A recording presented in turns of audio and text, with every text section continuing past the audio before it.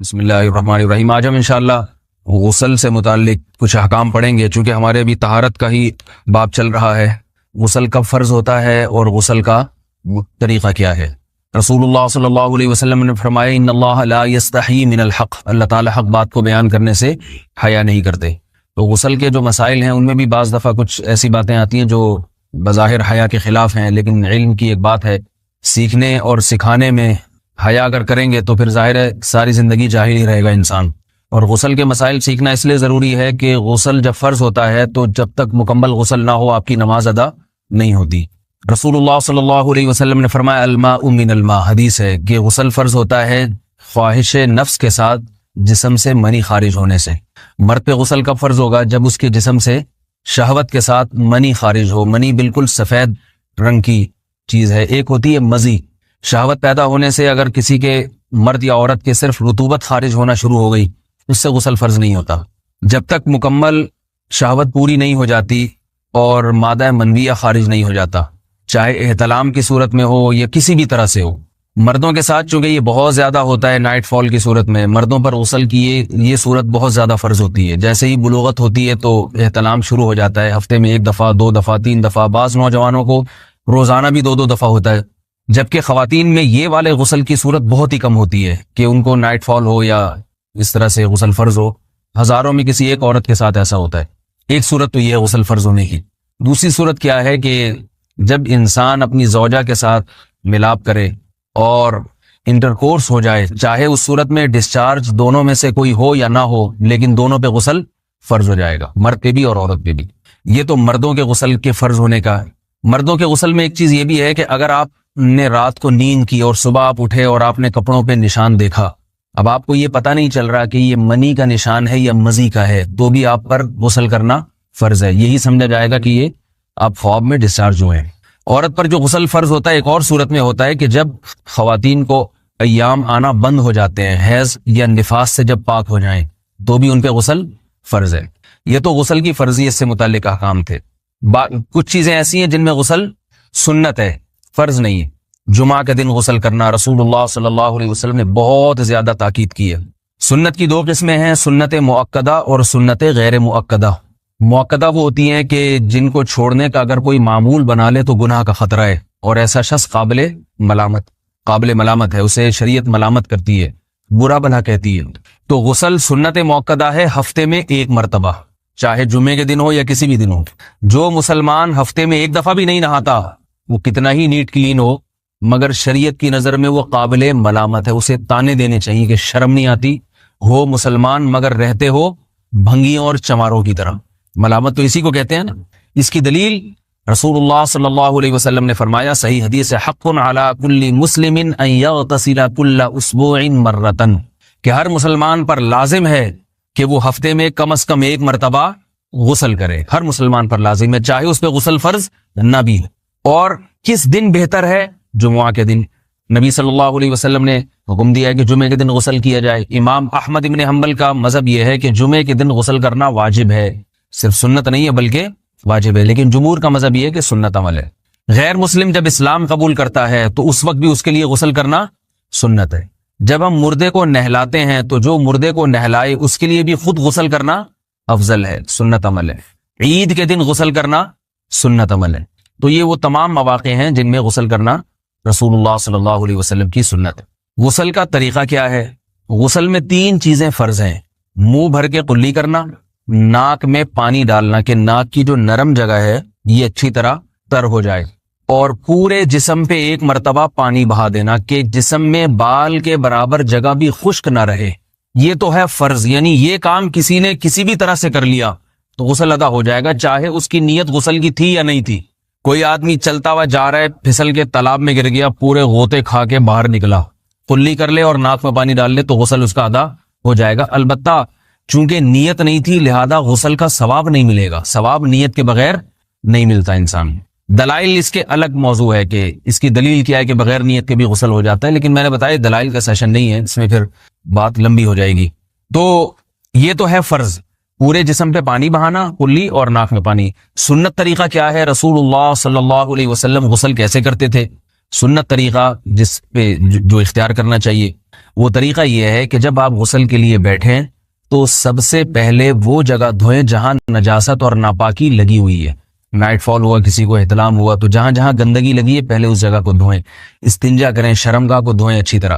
سمجھ رہے ہیں بات کو؟ اس کے بعد ہاتھ دھوئیں اور مکمل وضو کریں جیسے ہم عام حالات میں وضو کرتے ہیں. مکمل وضو کرنے کے بعد دائیں کندھے پہ پانی ڈالا, لیفٹ سائڈ پہ پانی ڈالا. پہلے زمانے میں تو چلو سے غسل ہوتا تھا, ہاتھ دھو لیے تو اب چلو سے پانی لے کے یہاں ڈالا جا رہا ہے, چلو سے پانی لے کے یہاں ڈالا جا رہا ہے, پورے جسم پہ ملا جا رہا ہے, اور چلو سے پانی لے کے 3 دفعہ سر پہ ڈالا جا رہا ہے. تو آج کل چلو الو تو ہے نہیں, شاور کے نیچے جا کے کھڑے ہو جاتے ہیں. تو اس میں یہ کہ شاور کھولے, اس میں کھڑے ہو جائیں, سارے چلو اس میں خود بخود ہی ہو جائیں گے, پورے جسم پہ پانی بہ جائے گا. نبی صلی اللہ علیہ وسلم کے دور میں یہ جدید چیزیں نہیں تھیں, شیمپو اور صابن. تو آپ صلی اللہ علیہ وسلم بیری کے پتوں سے غسل کی ترغیب دیا کرتے تھے. بیری کے پتوں کو اگر پانی میں پکایا جائے تو پانی میں میل کچیل صاف کرنے کی صلاحیت بہت بڑھ جاتی ہے. ہمارے زمانے میں اس تکلف کی ضرورت نہیں ہے, صابن ملتے ہیں اس سے نہایا کریں. بہرحال کہنے کا مقصد یہ آپ لوگوں سے, تو یہ سنت طریقے سے غسل ہو جائے گا آپ کا. سمجھ رہے ہیں بات کو؟ سب سے پہلے استنجا کیا, اس کے بعد وضو کر لیا, اس کے بعد غسل کر لیا. اگر کسی نے غسل میں وضو نہیں کیا اور ویسے ہی پورے جسم پہ پانی بہا دیا تو بھی اس کا وضو خود بخود ہو جائے گا. اس غسل سے وہ نماز پڑھ سکتا ہے, کیونکہ بعض لوگ غسل کرنے کے بعد دوبارہ وضو کر رہے ہوتے ہیں. اس کی ضرورت نہیں ہے, کیونکہ جب غسل کرتے ہیں تو وضو والے اعضاء تو خود بخود اس میں دھل جاتے ہیں. یہ ہے غسل کا طریقہ. وضو کیسے ٹوٹتا ہے؟ جن چیزوں سے غسل فرض ہوتا ہے ان چیزوں سے وضو تو بہرحال ٹوٹتا ہی ہے. اس کے علاوہ بھی وضو ٹوٹتا ہے. اس سے پچھلے لیکچر میں نے کچھ تفصیل بتائی تھی کہ نجاست جسم سے کہیں سے بھی خارج ہو جائے یا نجاست نکل کے بہہ پڑے. اگر قضائے حاجت کی جگہوں سے نجاست خارج ہوئی ہے تو نظر بھی آ جائے وضو ٹوٹ جائے گا, اور قضائے حاجت کے علاوہ جگہوں سے اگر نجاست خارج ہوئی ہے, خون وغیرہ ہے جیسے, تو جب تک نکل کے بہے گا نہیں تو اس وقت تک وضو نہیں ٹوٹے گا. سمجھ رہے ہیں بات کو؟ وضو کا طریقہ کیا ہے؟ سب سے پہلے دونوں ہاتھوں کو دھویا جائے, 3 دفعہ کلی کی جائے, مسواک کی جائے, 3 دفعہ ناک میں پانی ڈالا جائے. پھر پورے چہرے کو, پیشانی یہ جو ہے جہاں سے پیشانی ہماری شروع ہو رہی ہے اور تھوڑی کے نیچے تھوڑی جہاں ختم ہو رہی ہے, اور ایک کان کی لو سے دوسرے کان کی لو تک 4 اعضاء ہیں وضو میں دھونا فرض ہیں. 1 چہرہ, نمبر 2 بازو, نمبر 3 سر کا مسا, چوتھائی سر, اور نمبر 4 پاؤں کو دھونا. اس کی دلیل قرآن مجید کی مشہور آیت ہے فَاغْسِلُوا وُجُوهَكُمْ وَأَيْدِيَكُمْ إِلَى الْمَرَافِقِ.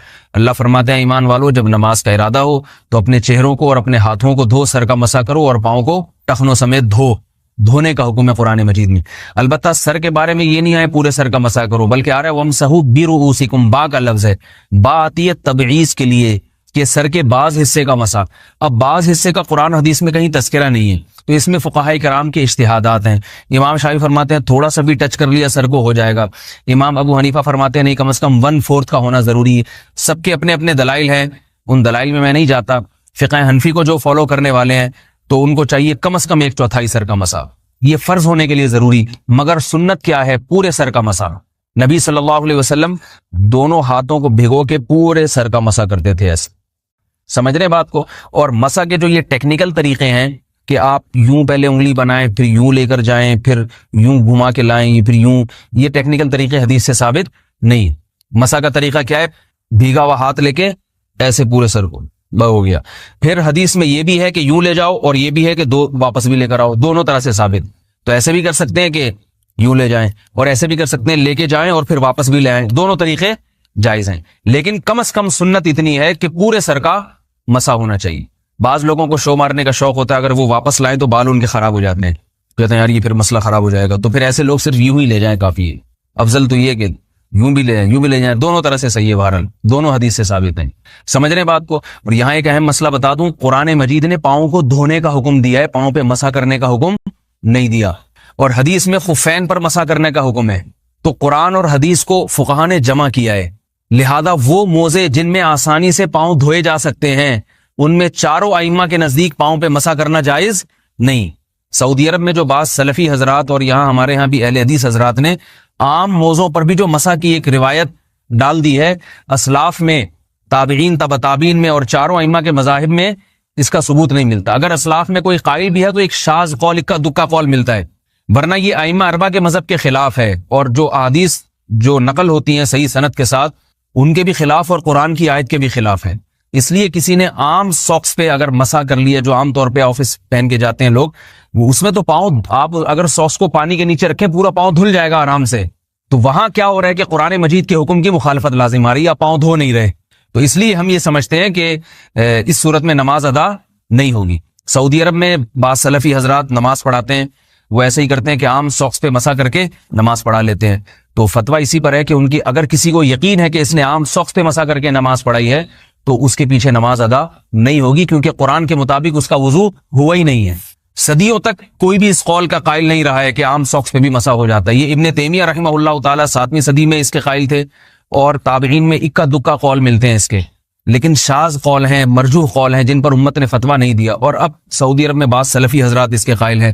ہمارے ہاں اہل حدیث حضرات بھی چونکہ اکثر سعودی عرب کے سلفی حضرات ہی کو فالو کرتے ہیں، تو انہوں نے بھی وہیں سے یہ فتویٰ لیا ہے. لیکن ائمہ اربعہ کے مذہب میں اور دلائل کے لحاظ سے دیکھا جائے تو یہ مذہب کمزور ہے. قرآن نے پاؤں کو دھونے کا حکم دیا، آپ دھوئیں گے پاؤں جب تک دھونا ممکن ہے. چمڑے کے موزے ہیں ان کو دھونا ممکن نہیں ہے اتارے بغیر، لہذا ان موزوں کے اوپر مسا ہو جائے گا. تو اس سے قرآن پر بھی عمل ہو جائے گا اور حدیث پر بھی عمل ہو جائے گا. اس لیے ائمہ اربعہ نے جو قرآن و حدیث کو سمجھ کے جو فیصلہ کیا ہے اس پہ چلنا ہمارے لیے زیادہ مفید ہے بنسبت آج کل کے جو علماء ہیں ان کی اپنی ذاتی آراء پر. اس لیے یہ بھی ایک وضو سے متعلق اہم مسئلہ تھا. سمجھ رہے ہیں؟ باقی تو ماشاءاللہ وضو کرنا سب کو آتا ہی ہے. اور وضو کے بعد دعا کیا ہے؟ کلمہ شہادت، اشہد ان لا الہ الا اللہ وحدہ لا شریک لہ اشہد ان محمدا عبدہ ورسولہ اللہم اجعلنی من التوابین واجعلنی من المتطہرین. اے اللہ تو مجھے بار بار توبہ کرنے والوں میں شامل کر دے اور بار بار پاکیزہ رہنے والوں میں شامل کر دے. توبہ اس لیے کہ میں نے ظاہری طہارت تو حاصل کر لی، مجھے روحانی طہارت بھی عطا کر دے. اگر میں نے گناہ کیے ہوں تو مجھے ان سے بھی توبہ کی توفیق عطا فرما لے، تاکہ اس لحاظ سے بھی میرا وضو ہو جائے، اس لحاظ سے بھی میں پاک ہو جاؤں. سبحانک اللہم و بحمدک، نشہد ان لا الہ الا انت، نستغفرک و نتوب الیک.